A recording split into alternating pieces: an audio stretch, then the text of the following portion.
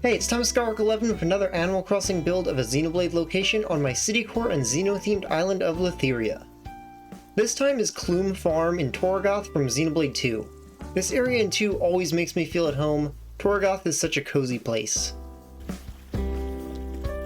Going right from the fawn set build from the last Animal Crossing video, the first feature here is the farmhouse that I cramped in with a storefront item.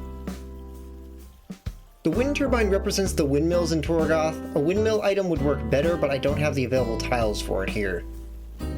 Used a combo of log and corral fencing to match with the fences seen in-game. The general shape of the build is a bit off due to Animal Crossing being tile-based, while the original location has some angled orientation, but I did get the path to be pretty accurate. Inside the corral section is the watering hole with Relentless Ardoran represented by a dino screen. The shed is simple wood tile with some fencing. I use it to store my watering can, and for the edge of the grand tree covering the city, I used a giant vine at the end corner. These tomatoes take the place of the small fruit trees behind a rock wall, with the small carrot patch being the little vegetable garden we helped Nomon fix in one of the early game quests. This space between the corral and fields is a bit cramped, but I still got the shape of the rock walls pretty well. On the right side of the farm are the main vegetable fields.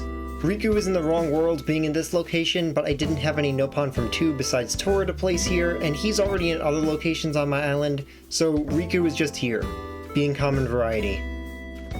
So to make it look more interesting, and because I originally built this when I needed a place to plant every crop, I used a different crop in each field. Potatoes for the big leafy vegetables, mainly green pumpkins for the spiky things, cacao trees for the berry trees, and sugar and wheat for the last spots with a grass line pattern as a divider. For the tree roots around the back of the farm, I used wood tile and a vine bench for depth. And finally is this wall of a big water pipe with planters. At least I assume that's what it is based on how it looks. I used humidifiers on blocks to try replicating the look of them. And behind that is Kool-Aid Lake with a bird floaty to fill in as a Flammy, and my meager attempt at representing the Gormott Titan in the distance with the forested mountain along its back and waterfalls pouring into the lake. The view of this left me so stunned the first time I played Xenoblade 2, and there's sadly just no way to do it proper justice in Animal Crossing. So here's a nighttime view of the build. Not too much difference since there's little lighting, but I think it overall looks nicer at night anyway.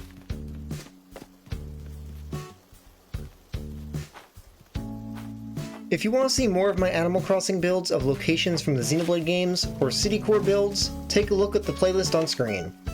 And if you're just an Animal Crossing player who hasn't yet experienced the sheer beauty and vibes of the Xenoblade series by the same studio who made New Horizons, go start playing those right now.